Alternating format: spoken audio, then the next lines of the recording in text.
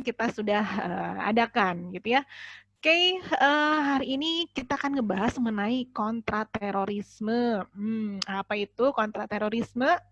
Mungkin kita akan banyak bahas, banyak diskusi dengan pembicara kita yang keren abis ya. Oke, saya sapa dulu ya pembicara kita yang kece badai ini. Mudah-mudahan saya semangat, pembicara juga semangat. Tentu saja teman-teman semua, rekan-rekan semua yang dari seluruh Indonesia juga semangat. Halo Mbak Zora. Halo semuanya, halo Mbak Endah, halo Agile dan semua tim rekan-rekan semua setanah air. Iya, oke ini kalau saya Halo. lihat nih banyak banget pesertanya dari seluruh Indonesia, Mbak, gitu. Ada yang dari Takengon, Aceh, Padang, Palembang, Kalimantan Selatan, Bandung, Karawang, Malang. Wah, seneng banget ya gitu ya. Seneng banget tuh bisa ketemu teman-teman meskipun hanya lewat layar monitor gitu. Kita di rumah masing-masing atau di tempat kerja kita masing-masing. Oke, kayaknya nih teman-teman semua udah nggak pada sabar sih Mbak, gitu ya, pengen dengerin apa sih yang disebut dengan kontraterorisme, terutama kontribusi akademisi versus praktisi. Oke, kalau kita mulai dan saya bacakan CV-nya, sudah siap Mbak? Silahkan. Oke, baik. Oke, Mbak Hana, operator bisa ditayangin slide CV-nya Mbak Zora. Takut saya salah nanti bacainnya ya. Oke, ya sebenarnya mungkin teman-teman rekan-rekan ada yang sudah sering lihat ya Mbak Zora tuh pernah lihat nih mukanya di mana gitu ya. Sebenarnya Mbak Zora ini sering berseliweran di TV ya Mbak ya gitu ya.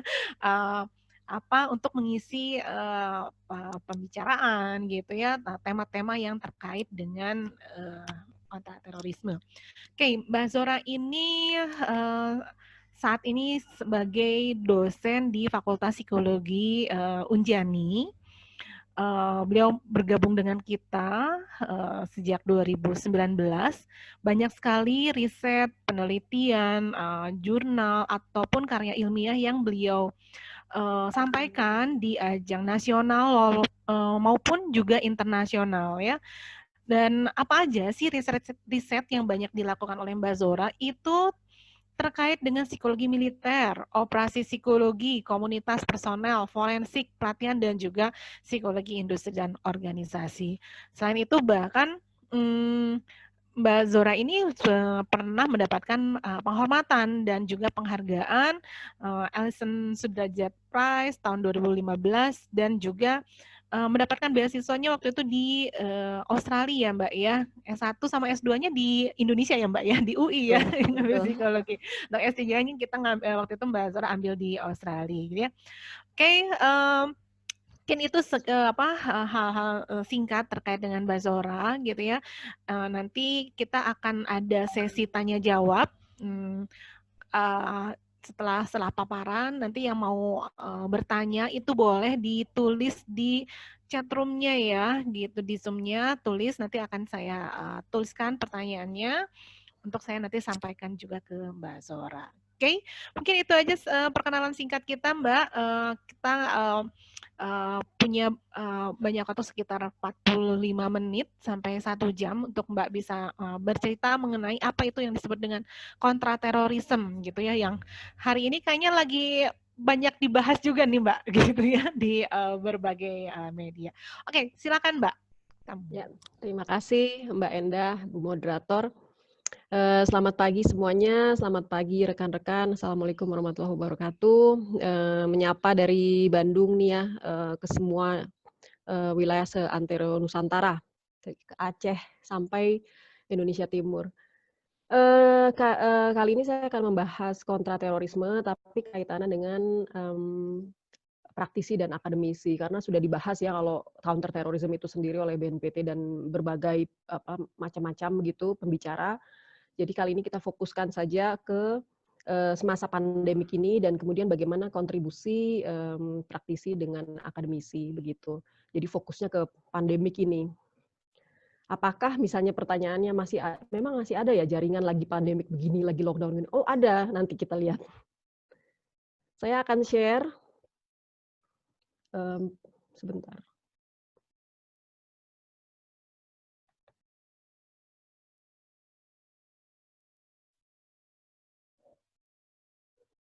Oke,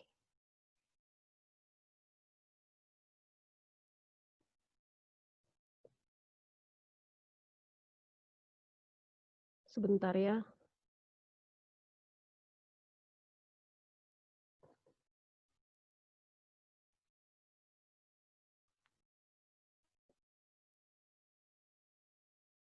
Baik,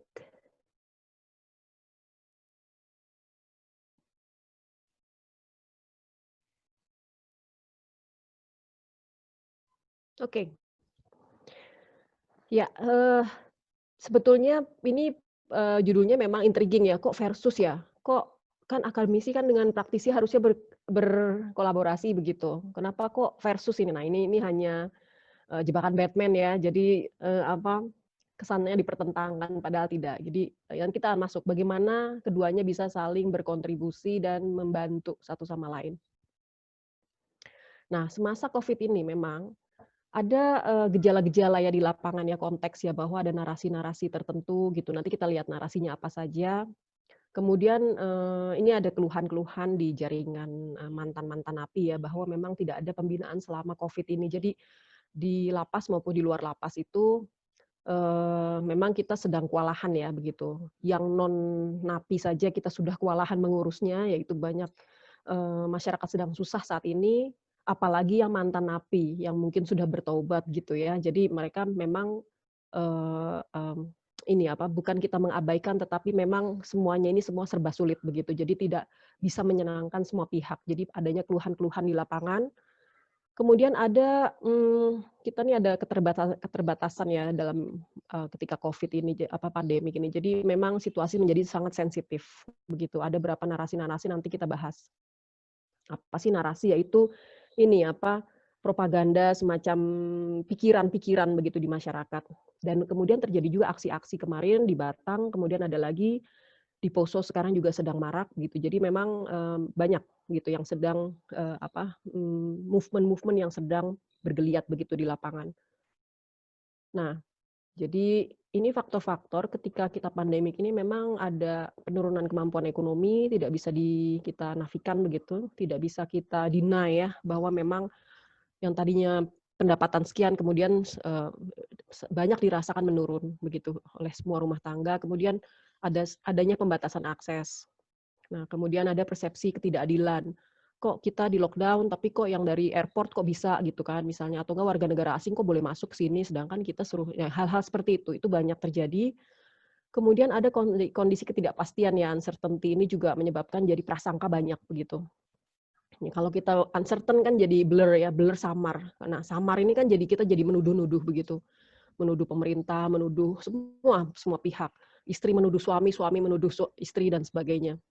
Kemudian ada perasaan cemas, gitu kan. Cemas ini yang membuat jadi, mudah marah begitu, frustrasi, keputusasaan, dan ada yang disebut dalam psikologi itu skin hunger. Jadi memang ternyata manusia tuh butuh ya, bersentuhan begitu, memeluk, menepuk dada, antara atasan ke bawahan, "Kamu bagus," berjabat tangan dan sebagainya. Nah, itu diambil nih, lagi diambil selama setahun ini. Kemungkinan vaksin datang katanya itu kalau nggak November, Januari. Jadi berarti kita selama setahun 2020 ini berarti kita mengalami skin hunger ya, rasa ingin berjabat tangan, nah itu menimbulkan frustrasi tersendiri buat manusia. Ternyata manusia memang perlu gitu, saling menyentuh begitu. Ibu terhadap anak misalnya. Nah, ini narasi-narasi yang berkembang selama Covid begitu. Jadi ada, narasi yang pertama sekali dulu waktu itu terjadi di Cina, di Wuhan ya. Ada yang mengatakan karena belum masuk sini, jadi ada narasi, oh itu Covid itu tentara Tuhan untuk atau menghukum, Cina karena waktu itu hubungan dengan, Uighur ya. Jadi itu tentara Tuhan untuk melakukan pengazapan lah gitu, semacam itu.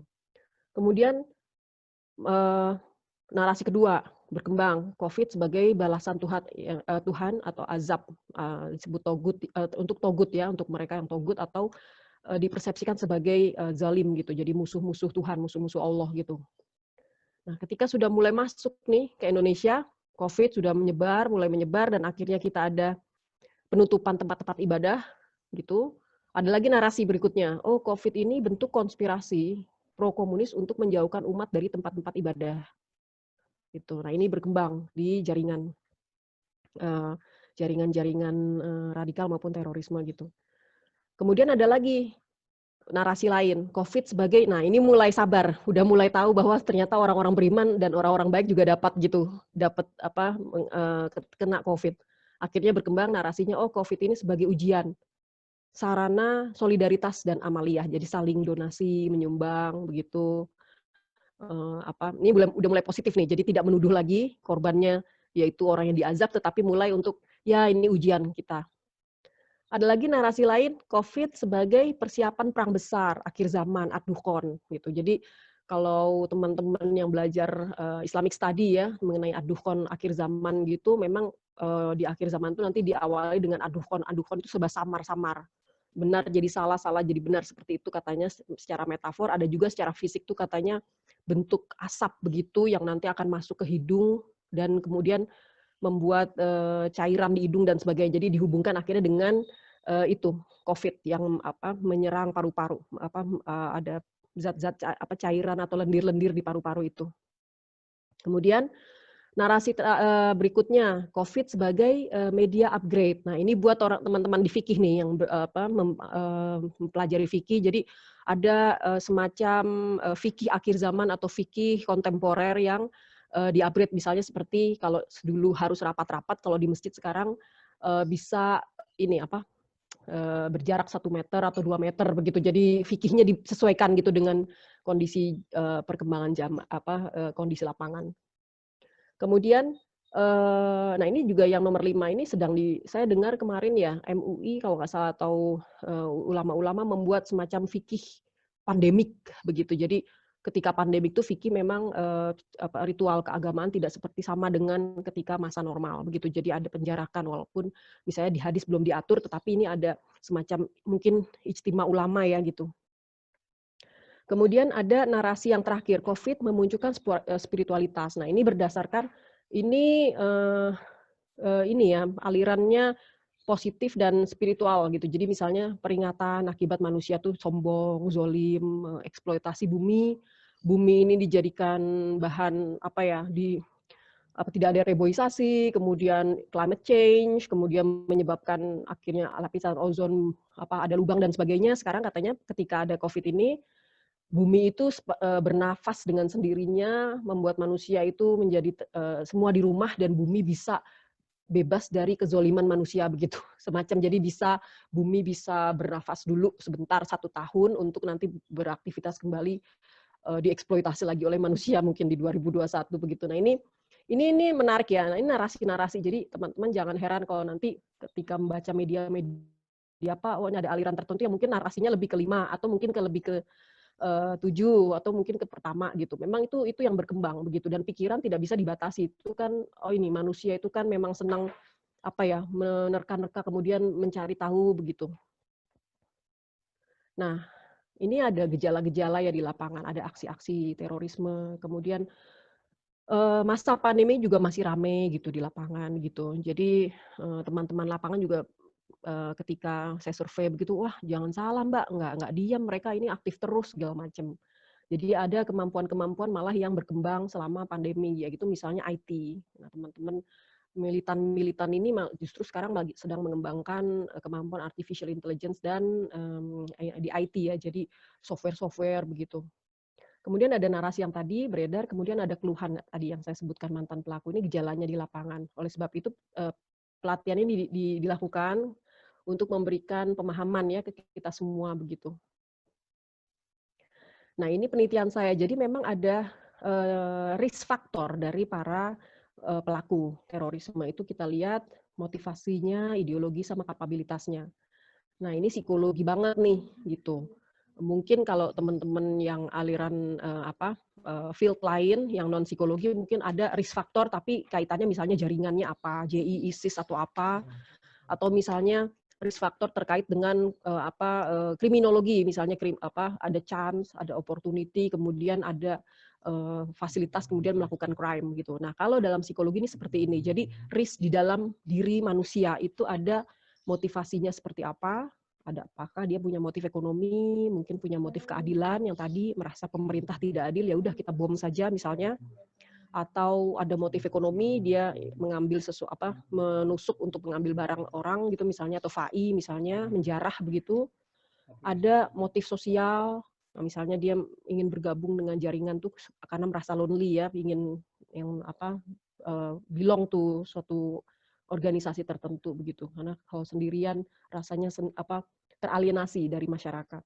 Ada motif-motif yang lain, superior misalnya, motif power dan lain-lain. Ini kaitannya nanti kita lihat profilingnya. Jadi dalam ini profiling untuk diri para pelaku begitu. Nah, sekarang apa yang terjadi ketika pandemik ini? Ini menarik ya. Dari dimensi yang tadi ini kan ada motivasi M, kemudian ideologi yang kanan, kemudian capability.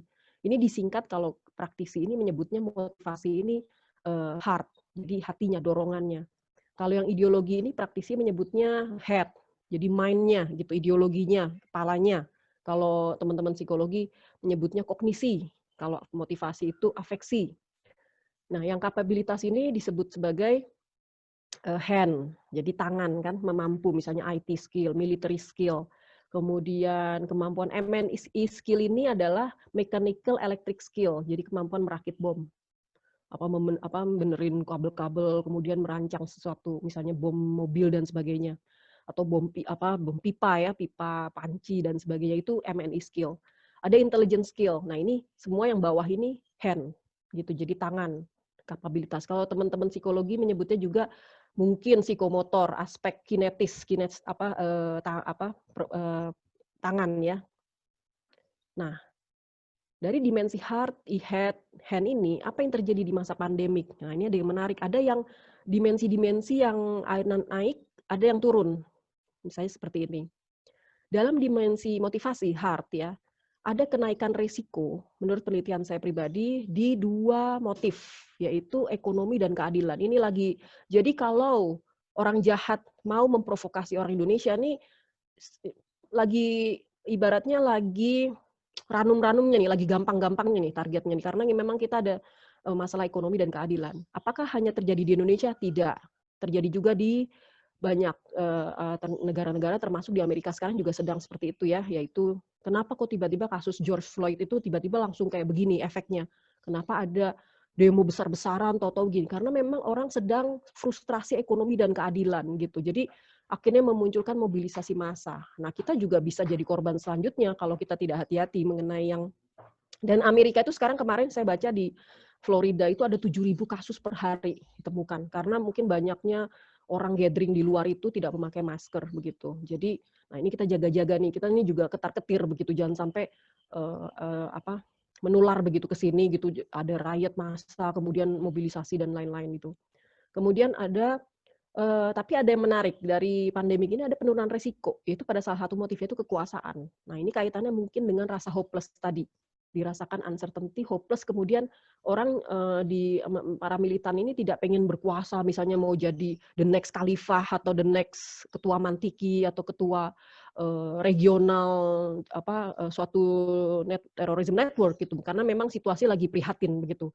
Jadi tidak ada motif kekuasaan menurun, tetapi motif ekonomi dan keadilan ini lagi naik-naiknya begitu. Nah, kalau rekruter pinter ini dia akan mainin ini nih, ekonomi dan keadilan ini. Jadi propagandanya bersifat yang berbau-bau ekonomi dan keadilan. Jadi hati-hati. Nah, ini untuk dimensi yang ideologi head, ini ada kenaikan risiko di 2 aspek, yaitu dogma. Nah, itu propaganda lagi gencar-gencarnya karena kita yang tadi aduhkon gitu dianggap ini sebagai akhir zaman, aduhkon menuju semacam Imam Mahdi begitu, jadi dogma bahwa ini udah menuju ke hari kiamat begitu, di mana nanti dipertentangkan antara Dajjal kemudian Imam Mahdi turun dan lain-lain sebagainya ya, jadi ini jadi teman-teman nanti kalau udah lihat training ini sudah mengikuti, jadi tahu ya nanti kalau terjadi apa-apa di lapangan, merasakan sendiri di lingkungan rumah, oh ini yang diomongin kemarin gitu ketika seminar. Kemudian ada kenaikan resiko di 2 aspek yang lain, yaitu sikap. Jadi memang sikap ini hate ya, lagi hatred ya lagi berkembang begitu. Kebencian itu jadi jangan heran gitu nanti misalnya ada broadcast gitu memang menyulut karena memang ini yang lagi naik.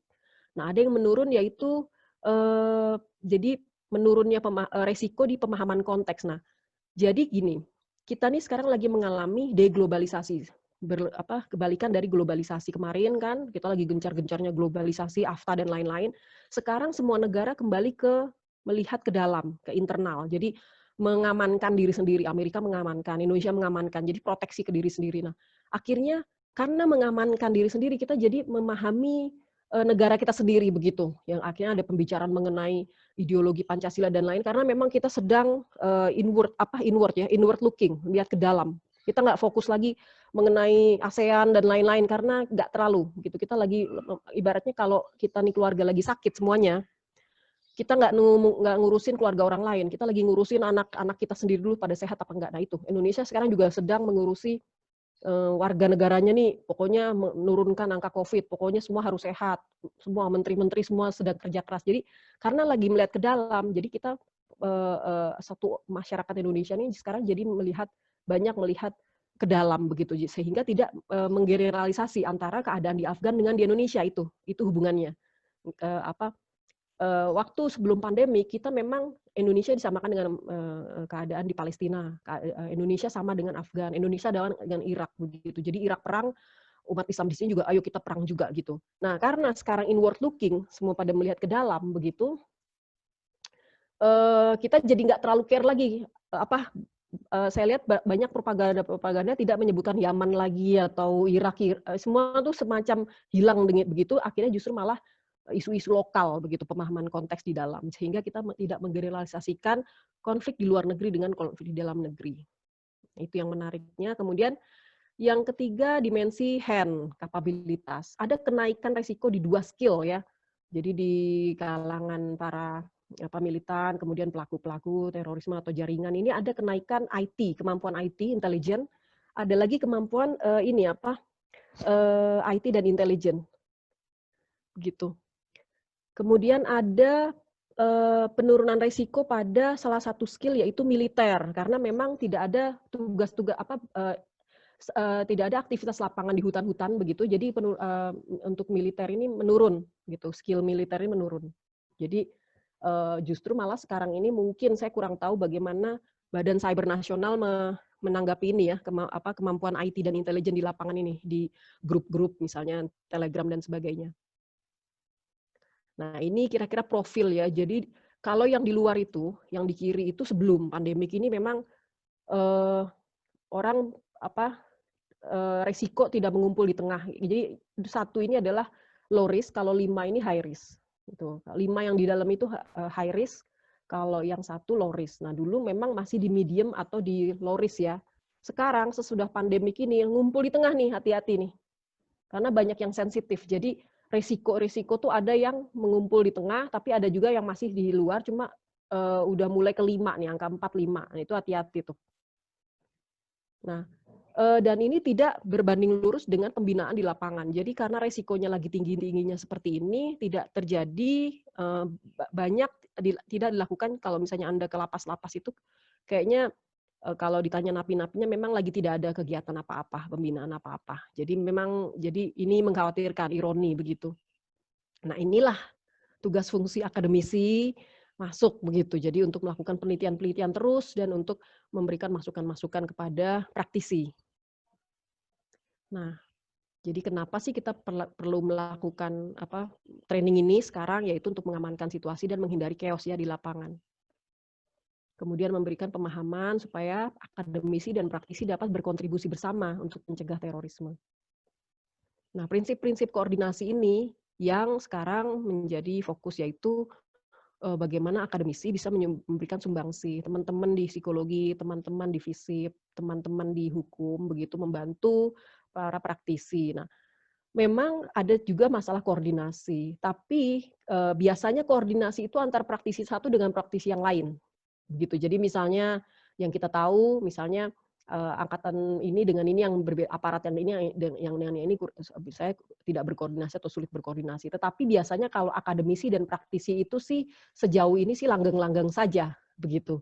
Kalau yang biasanya tuh memang dikeluhkan, oh kok ini kurang koordinasi itu sesama praktisi biasanya gitu. Antara satu agensi dengan agensi lain, institusi satu dengan institusi lain yang sama-sama memang mereka melakukan praktek-praktek di lapangan eksekusi dan penindakan atau pencegahan dan sebagainya. Tapi kalau untuk akademisi dan praktisi, itu biasanya sih saling membantu begitu. Yang akademisi nanti kita lihat membuat misalnya alat ukur, yang praktisi memakai alat ukur dari yang dibuat oleh akademisi. Kemudian perlu juga adanya musuh ya, tantangan bersama yaitu terorisme. Ini prinsip-prinsip koordinasi demi harmoni gitu. Kalau kita tidak melihat adanya musuh bersama, kita tidak tahu bahwa ini apa sih, jadi akhirnya kita berantem sendiri di dalam gitu. Ini yang semoga tidak terjadi di Indonesia. Nah, hal-hal kunci yang harus dilakukan yaitu riset terus, observasi terus. Jadi selama pandemi ini jangan sampai lose riset gitu ya, terus riset. Justru malah teman-teman mungkin sudah tahu ya itu apa Isaac Newton ya. Ketika dia ada pandemi itu 2 tahun itu dia Cambridge ditutup waktu itu. Jadi kampus ditutup. Anda bayangkan Anda lagi ini masih jalan nih online. Bayangkan waktu zaman tahun berapa itu ya Cambridge nggak ada online, nggak ada apa. Jadi mereka universitas-universitas itu tutup 2 tahun. Nah, akhirnya Newton tuh pergi ke desa begitu, dia akhirnya melakukan riset-riset sendiri dan akhirnya ada teori-teori optik gitu ya dan segala macam gravitasi kalau nggak salah. Saya lupa juga banyak tulis yang dia dapatkan selama 2 tahun. Nah, saya sarankan teman-teman akademisi ketika lockdown ini atau masa transisi terus riset-riset terus gitu. Datanya dari mana Mbak? Kan kita nggak bisa ke lapangan. Oh banyak, bisa. Jadi dari Anda bisa melakukan semacam text analysis begitu. Chat-chat itu diverbatimkan, dikode-kodekan, kemudian Anda bikin teori-teori dari situ tuh bisa. Atau enggak misalnya ada grup-grup WA, grup-grup aktivis-aktivis, nah itu bisa diverbatimkan, di-capture, kemudian dikode-kode, coding-codingkan, kemudian muncullah nanti hubungan IVDV seperti biasa ya, riset. Kemudian melakukan observasi online offline. Nah, kemudian ada melakukan intervensi sosial yang kreatif begitu. Misalnya mungkin mantan-mantan napi ini, mantan-mantan napi terorisme misalnya dilibatkan dalam konseling begitu. Jadi mereka sebagai praktisi mengkonseling para ikhwan ahwat yang mengalami stres misalnya di lapangan. Jadi jangan sama sekali mereka ditinggalkan begitu. Karena yang melakukan konseling bisa psikolog, bisa juga tenaga-tenaga yang orang umum yang di-training oleh psikolog melakukan semacam konseling basic begitu. Yang mengerti mengenai komunitas setempat di situ, misalnya dengan bahasa yang sama, dengan bahasa-bahasa agama, jargon-jargon agama yang sama, mungkin malah bisa masuk konselor itu daripada mungkin psikolog yang mungkin kurang mengerti bahasa Arab atau bahasa si desa itu, misalnya yang dipakai di pesantren atau sekolah itu. Jadi kita bisa libatkan mantan-mantan napi ini, terorisme ini bisa untuk melakukan semacam online counseling begitu untuk teman-teman di daerah-daerah misalnya pesantren tertentu yang memang diindikasi oleh BNPT sebagai memang dianggap radikal dan sebagainya. Kemudian ada lagi komunikasi sosial yang efektif ya, jadi empati begitu, ini penting ya gitu. Jadi ketika ada provokasi, hoax atau apa tuh, atau berita yang tidak jelas gitu, sumbernya jangan sampai kita langsung menyulut atau malah membroadcast begitu. Jadi hati-hati sekali masa sensitif ini. Kemudian kontra narasi. Nah, kontra narasi ini dilakukan oleh teman-teman di lapangan praktisi ini. Saya dengar-dengar ada yang bikin film sekarang, film pendek. Ada yang bikin apa sih kayak YouTuber itu ya bikin cerita-cerita pendek begitu. Nah, makin kreatif sekarang kontra narasi ini yaitu peace campaign ya, message damai begitu, pesan-pesan damai di media-media sosial platform, di Instagram dan sebagainya. Kemudian peningkatan kemampuan kreasi dalam artificial intelligence. Ini waktu-waktunya kita belajar terus software terbaru, macam-macam. Hal-hal yang bisa meningkatkan kemampuan kita walaupun sedang pandemi. Nah, untuk praktisi ya, ini how ya, tepat guna. Jadi ketika membantu melakukan program itu tepat guna, tepat sasaran, tepat ukuran, tepat waktu, 4T. Jadi jangan sampai missing. Nah, kalau ada gesekan misalnya tidak tepat guna, tidak tepat sasaran, tidak tepat ukuran bicara, kemudian tidak tepat waktu, ini yang timingnya nggak tepat ya. Ini yang menyebabkan bisa menjadi prasangka nanti di jaringan para jaringan terorisme itu, karena itulah yang akhirnya menyebabkan ketidaktepatan itu, misalnya kondisi lagi seperti ini, kemudian bicara tidak tepat guna misalnya, atau tidak timingnya nggak tepat, atau tidak sinkron atau bagaimana, itu yang menyebabkan akhirnya para rekruter atau mungkin para militan-militan ini mengatakan tuh negara tuh memang togut gitu, negara memang setan begitu, bicaranya tuh tidak manfaat, tidak berguna gitu kan. Kalau ciri-ciri kalau dalam Islam itu ciri-ciri setan itu kan senang pemborosan gitu kan. Pemborosan adalah saudara setan. Jadi boros di sini, boros di situ, boros bicara, boros waktu, boros macam-macam. Boros uang, boros macam-macam. Jadi nah ini mesti tepat guna mereka. Sebab itu memang tidak mudah ya. Kemudian active listening, dengarkan pikiran rakyat begitu, supaya tahu di lapangan itu seperti apa. Nah, untuk akademisi, pikirkan metodologi riset yang tepat begitu. Ketika kondisi pandemi ini Anda bisa mungkin memakai Google Form ya dalam riset-riset itu, atau misalnya itu tadi text analysis. Terjun ke lapangan secara kreatif, yaitu bisa melalui ketika masa transisi ini bisa melalui mungkin mempergunakan tetangga gitu ya, informasi-informasi tetangga dan sebagainya. Nah, jadi memang narasi ini ya, ini saya lihat dari salah satu media sosial ya, bahwa ada yang disebut weight ya, ketika bicara itu supaya tidak memprovokasi atau malah membuat aksi-aksi di lapangan itu, kita akademisi mungkin ada di sini, ada dosen, itu memang harus, ada tokoh masyarakat, memang harus hati-hati sekali bicara itu sekarang. Jadi ada istilah why am I talking gitu ya, kenapa saya bicara. Pertama, I have something important to share. Jadi saya ada hal yang penting nih untuk di-share gitu misalnya. Tapi kita lihat dulu, jangan langsung broadcast aja, jangan langsung forward gitu. Kita lihat, ini udah waktu timingnya tepat nggak? Is this the time to share gitu? Timingnya tepat nggak? Orang lagi stres, lagi ada berita innalillahi wa inna ilaihi raji'un, ada yang meninggal, toto kita share apa gitu kan? Jadi tidak tepat waktunya. Kalau tidak tepat berarti udah urungkan dulu tuh mau nge-share itu. Kalau yes, ini waktunya memang tepat gitu kan. Nah, lanjut ke pertanyaan berikutnya. Itu fakta atau opini? Gitu kan? Kalau cuma opini, coba diurungkan dulu deh gitu kan, khawatir memperkeruh suasana. Tapi kalau memang fakta ya silahkan aja lanjut gitu. Ada lagi nih, itu part of my job enggak gitu, itu pekerjaan saya bukan gitu.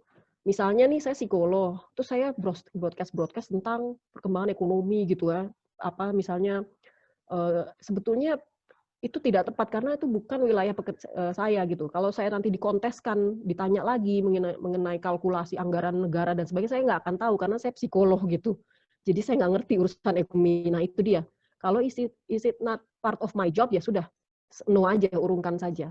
Kecuali itu adalah bagian dari pekerjaan saya. Misalnya tentang kesehatan masyarakat, itu berarti kan bagian dari pekerjaan psikolog. Ya saya yes, ya saya share begitu. Nah belum selesai nih, di kanan masih ada lagi.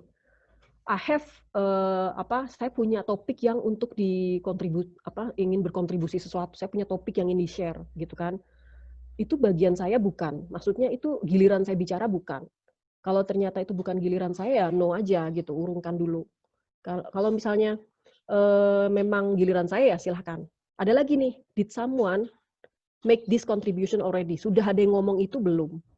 Kalau sudah ada ya udah urungkan saja, toh udah ada yang ngomong. Tapi kalau memang belum ada yang mengemukakan itu, ya silahkan lanjutkan begitu. Jadi memang ada seni ya dalam menyampaikan begitu dalam dunia digital ini gitu. Jangan semua asal dikeluarkan begitu, sedangkan mungkin masyarakat juga belum siap karena situasinya lagi sangat-sangat sensitif.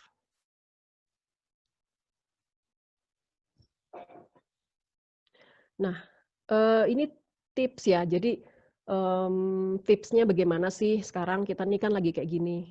Ya kita kembali ke titik nol aja dulu deh, baik akademisi maupun praktisi perlu interkoneksi begitu. Jangan ada ego ya, memang kita semua sedang dilatih untuk humble, untuk rendah hati nih sekarang gitu. Orang yang tadinya super sekarang memang jadi less gitu. Jadi banyak yang kita lihat gitu di lapangan memang kondisinya memang sedang prihatin. Jadi kemudian perluas terus jaringan gitu. Jangan ragu untuk kenal orang yang mungkin lebih junior dari kita ya. Misalnya Misalnya nih yang master nih, saya nggak mau main-main sama yang sarjana, atau enggak yang sarjana, saya nggak mau kenal sama mahasiswa. Jadi nggak boleh seperti itu ya. Jadi semua kita perluas saja. Humble, being humble, anggap aja kita nol, jadi terus belajar gitu. Walaupun levelnya sudah PhD, udah profesor, tapi kalau ada webinar ikut aja ilmu baru kan. Misalnya saya misalnya psikolog forensik, kemudian ada webinar kemarin tentang orang-orang hukum, tentang perlindungan terhadap hakim atau mediator, hakim non mediasi gitu ya. Mediator non hakim, sorry.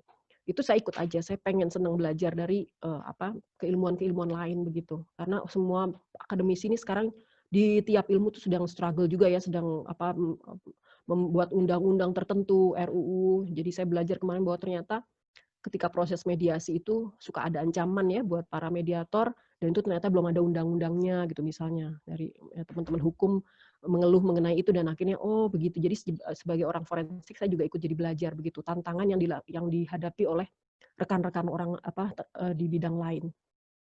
Kemudian konten dan penyampaian yang menarik gitu. Jadi supaya orang juga ingin ikut materi riset kita gitu. Kemudian optimis terus, kemudian terus challenge pikiran ya. Kalau misalnya ada provokasi-provokasi, di challenge aja, ini sumbernya dari mana gitu misalnya. Maaf, tapi yang sopan ya, misalnya ada broadcast begitu ya, dari orang yang kita respect gitu misalnya. Tanya aja baik-baik, mohon maaf Ibu, ini sumbernya dari mana ya gitu, mau saya quote gitu misalnya. Jadi dengan sopan begitu, supaya yang memberikan nanti informasi itu bisa mencari tahu juga sumbernya. Kalau dia salah kan nanti dia juga bisa memperbaiki begitu. Nah, jadi sekarang memang masa-masanya EQ ditingkatkan, bukan hanya IQ ya. Jadi terus empati terus dikembangkan begitu, supaya kita mengerti sudut pandang orang lain, baik praktisi maupun akademisi.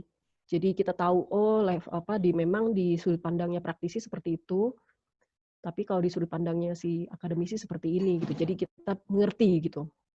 Kalau akademisi itu biasanya apa?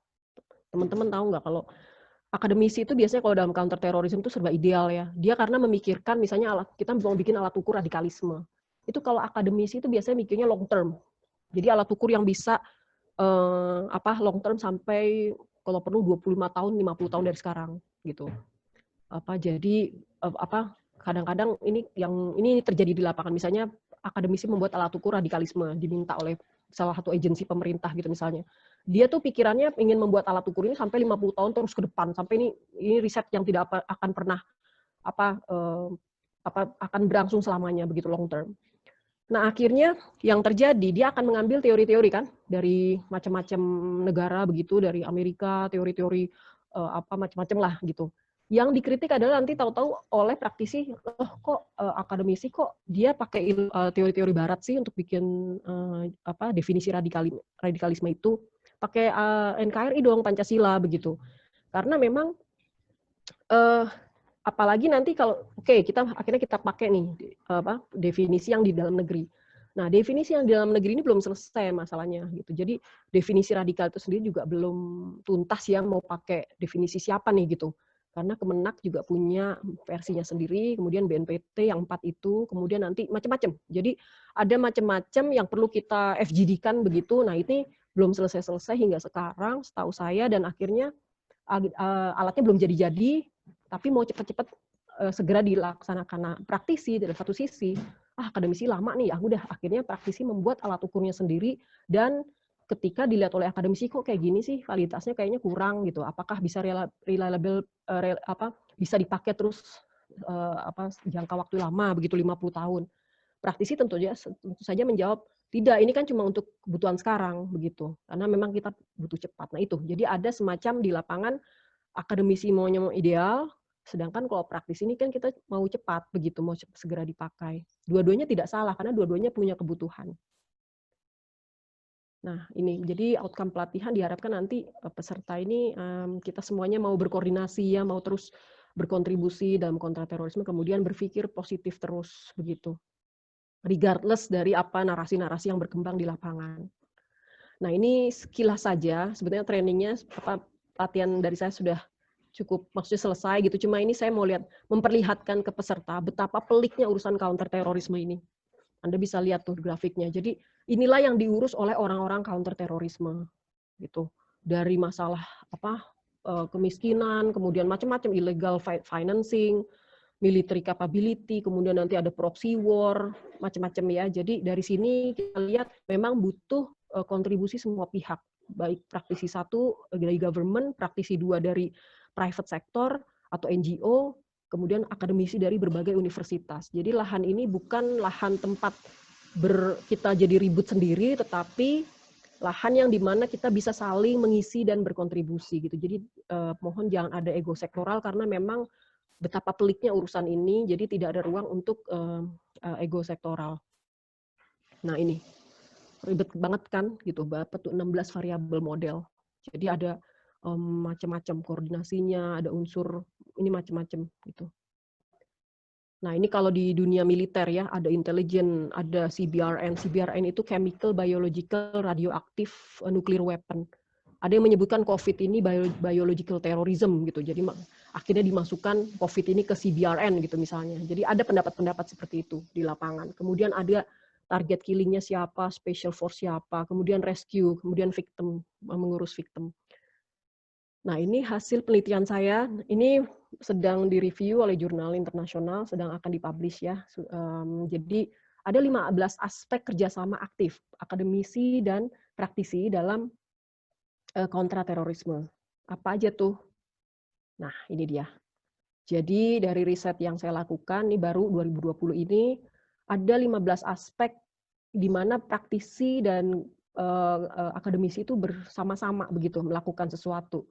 Yaitu dalam kebijakan kemarin undang-undang terorisme, kemudian pencegahan, risk assessment, koordinasi, penindakan ya, persecution itu penindakan, kemudian rehabilitasi untuk napi dan keluarganya, mantan-mantan napi dan keluarganya di penjara, di lapas maupun di luar lapas, pemulihan untuk victim, untuk korban bom, kemudian ada treatment management untuk foreign fighter yang baru pulang nih dari Syria atau Irak nih. Kemudian ada lagi capacity building untuk officer, jadi para petugas aparat itu juga perlu terus ditingkatkan kemampuannya, dan itu adalah fungsi dari akademisi ya, bagaimana. Beberapa center kajian terorisme menggabungkan tuh. Jadi dosennya tuh ada yang mantan praktisi, ada juga yang dari akademisi. Kedua belah pihak ini nanti mengajarkan pada para aparat yang sedang disekolahkan begitu. Itu juga bisa. Kemudian ada counter teror narasi ya, peace campaign. Ada penggunaan AI, artificial intelligence ini juga salah satu aspek juga yang dipertimbangkan dalam counter terrorism. Kenapa AI ini penting? Yaitu ternyata begini misalnya, ada orang yang terradikalisasi karena melihat YouTube misalnya atau melihat sosial media. Ada yang sudah radikal tapi tidak tahu cara membuat bom, akhirnya dia belajar dari YouTube cara merakit bom. Nah, itu juga kegunaan artificial intelligence ini bisa seperti pisau ya. Jadi positif negatif gitu, dipakai buat masak bisa pisau, dipakai buat menusuk bisa gitu. Jadi memang AI ini saya pernah ya ikut konferensi kemarin di Afrika sebelum COVID. Saya ketemu orang-orang AI ya, artificial intelligence. Itu orang-orang apa ya, jenius ya. Jadi saya tanya ke mereka, apakah sudah ada dalam bidang artificial intelligence ini kode etik untuk AI. Dia dan semua komunitas AI itu senyum bilang ke saya, we're afraid no. Jadi kami khawatir kayaknya belum ada tuh kode etik. Saya bilang jadi AI itu bisa dipakai macam-macam dong. Oh bisa katanya, karena memang tidak ada kode etiknya. Karena di Amerika sendiri congressman, yaitu senator atau parliament people atau apa ya kalau di sini DPR-nya itu tidak paham AI. Sedangkan Bill Gates dan kawan-kawan penemu AI, penemu software segala macam teknologi itu tidak juga ngerti bagaimana menjelaskannya kepada congressman, kepada politician. Jadi ini nggak nyambung nih antara dunia orang jenius yang menciptakan AI ini, yang menciptakan teknologi artificial intelligence ini nggak bisa menjelaskan ke DPR-nya mengenai AI karena tuh mungkin terlalu pelik kali ya. Dan sedangkan si DPR-nya ini, parlemen ini adalah yang harus membuat semacam aturan do's and don'ts-nya regulasinya. Sehingga nih dua-dua nggak nyambung antara ilmuwan yang membuat AI ini dengan si politisi ini nggak nyambung karena dua-duanya nggak ngerti apa yang dibicarakan, nggak ngerti juga bagaimana cara menjembatani menyampaikannya. Kemudian saya iseng waktu itu di forum itu saya nanya, mau nggak Bill Gates jadi politician atau nggak orang-orang penemu ilmuwan-ilmuwan artificial intelligence ini jadi kongresmen, mau nggak? Mereka ketawa semua karena mereka bilang, ngapain sih Bill Gates mau jadi politisi, itu menurunkan, downgrade, dia udah jadi bilioner segini, toto turun, misalnya katanya dia begitu. Jadi saya juga ikut ketawa juga. Jadi intinya ini memang dua dunia yang ini sampai sekarang. Jadi dari situ membuktikan bahwa memang dalam kaitan dengan AI, artificial intelligence ini memang tidak ada kode etik. Semua orang yang punya kemampuan AI itu bisa menggunakan dengan dikdaya menggunakan itu gitu teknologi tersebut gitu untuk tanpa konsekuensi atau hukuman atau apa, karena memang tidak ada aturannya. Kemudian terrorism network, jaringan terorisme, kemudian trial proses. Nah, trial prosesnya apa sih kok penting? Jadi gini, dalam pemulangan orang-orang anggota ISIS yang pulang ke Indonesia ini akan ada diajukan oleh teman-teman hukum di bidang hukum internasional ini, ada istilah yang disebut trial in absentia. Trial in absentia itu in absentia ya, bahasa Latin ya kalau nggak salah. Itu adalah di mana pengadilan itu yang diadili itu tidak perlu hadir begitu, tapi tahu-tahu nanti dia akan dapat vonis. Itu yang sekarang sedang diajukan untuk orang-orang ISIS yang mulai pulang ke Indonesia. Jadi karena kenapa? Kok diadili kok nggak adil? Kok diadili kok dianya di Syria atau pulang nanti langsung bisa ditangkap oleh polisi. Karena menurut yang mengusung trial in absentia ini adalah barang bukti semuanya kan di Syria, barang bukti kan di Irak begitu. Jadi tidak bisa ada di Indonesia, makanya langsung aja bisa diadili di sini, orangnya nanti di Irak begitu, pas dia pulang landing langsung di airport sudah bisa ditangkap. Nah, ini menjadi bahan perbincangan yang sedang seru-serunya sekarang, baik akademisi di bidang hukum maupun para praktisi begitu. Bagaimana? Dan nanti ada lagi praktisi HAM, human rights begitu, yang mengatakan baiknya jangan gitu, karena itu nanti takutnya ada abuse of power dan pelanggaran HAM. Kemudian ada lagi CBRN ya, salah satu aspek. Kemudian ada terrorism financing. Nah, ini sekarang karena lagi COVID lockdown ini yang paling terakhir nih banyak juga disorot ya. Jadi sekarang hati-hati mentransfer apa itu khawatir misalnya foundation atau lembaga itu misalnya terindikasi di Densus atau BNPT itu sebagai jaringan teroris, itu nanti yang semua yang mengirimkan uang ke situ bisa kena juga gitu. Jadi ini yang sekarang lagi sedang hot-hotnya nih, 15 aspek yang sedang dibicarakan selama pandemik ini, baik oleh praktisi dan akademisi. Ini sekilas saja mengenai bagaimana dalam pemulihan korban bom ya, di mana praktisi dan akademisi bekerja sama. Anda bisa lihat dari victim itu kita transfer dari victim menjadi penyintas. Jadi korban itu kita upgrade begitu, yang tadinya korban menjadi penyintas menjadi change agent. Nah, kalau dia melakukan penyuluhan tuh jadi change agent dia. Nanti kalau dia bisa mencetak change agent baru, dia disebut champion gitu. Jadi makanya kalau Anda misalnya ketemu dengan para korban itu, mereka ada yang tidak mau disebut korban. Maaf Mbak Zura, saya bukan korban lagi. Oh, apa Pak? Saya champion, saya sudah jadi change agent, atau saya adalah penyintas.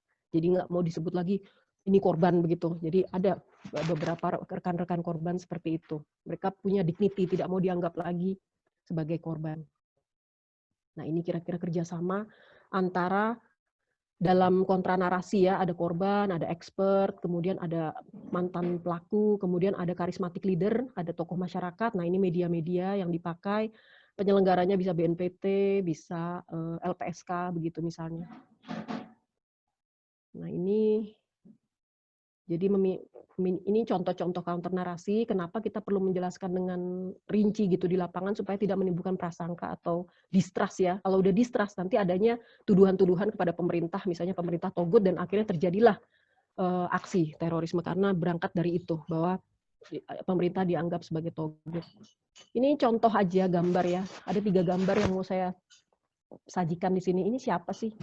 Ini contoh kolaborasi antara praktisi dengan akademisi. Yang duduk itu dengan baju putih adalah akademisi, Profesor Doktor Yang berdiri memegang mic adalah salah satu korban bom, yang duduk adalah para mantan-mantan. Jadi ini diatur dalam suatu kelas begitu, di mana ada korban ketemu rekonsiliasi dengan pelaku, kemudian akademisi ikut membantu di situ menjadi konselor atau membantu korban melancarkan bicaranya dan sebagainya. Jadi para pelaku juga, mantan pelaku melihat gitu, akhirnya mereka menangis dan berpelukan ya gitu, karena di masa sangat terenyuh sekali, mengharukan. Ada gambar lain misalnya seperti ini, di mana korban di kiri melakukan konseling terhadap mantan pelaku di kanan gitu. Jadi mantan pelakunya ini diberikan konseling oleh korban bom. Hebat kan korban bomnya? Karena kenapa? Karena korban bomnya sudah dilatih oleh praktisi dan akademisi cara basic-basic konseling. Jadi korban bomnya ini memang sebelum kena bom itu, beliau adalah trainer konselor di salah satu perusahaan minyak gitu. Akhirnya terkena bom dan akhirnya dia vakum 2 tahun, kemudian kita latih lagi cara mengkonseling dan dia akhirnya ready. Dia minta, "Mbak Lura, saya mau dong mengkonseling," gitu ya. Kita berikan kesempatan. Nah, ini ada lagi juga diskusi-diskusi antropologi ya, antropologi agama, bagaimana agama masuk ke Indonesia, bagaimana agama masuk ke Kristen, Islam masuk ke Indonesia, Hindu, Buddha masuk ke Indonesia. Jadi caranya selalu lembut gitu, sehingga cara-cara yang ngebom itu tidak bisa berlaku di Indonesia karena tidak akan diterima oleh masyarakat. Nah, ini contoh before after treatment yang tadinya treatmentnya ini yang tadinya tuh orang ngumpul di 54 ya di kiri, ini kita harapkan orang tuh nanti menyebar dengan pembinaan-pembinaan, orang menyebar ke 1, 2 keluar lagi begitu. Jadi jangan sampai pandemik ini menyebabkan para militan ya radikal di lapangan ini jadi terus di tengah terus 45, tetapi bantu dia mencapai low risk ya resiko rendah begitu di luar supaya dia tidak ditangkap atau tidak tidak melakukan aksi-aksi. Ini contoh ya, ini di dunia. Kalau tadi contoh-contoh di dalam negeri, ini contoh di dunia di mana para praktisi dan akademisi pun di luar itu terus selama pandemi ini berkoordinasi, yaitu semua share. Ini salah satu yang dilakukan oleh Anne, psikolog, yang kiri paling atas itu Dr. Anne itu psikolog yang mengumpulkan praktisi dan akademisi dari berbagai negara.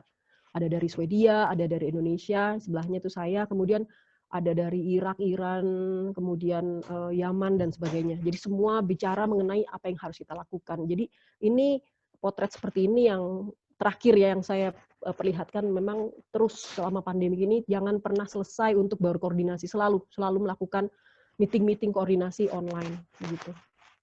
Terima kasih dari saya, sekian. Silahkan kalau ada mungkin urun pendapat.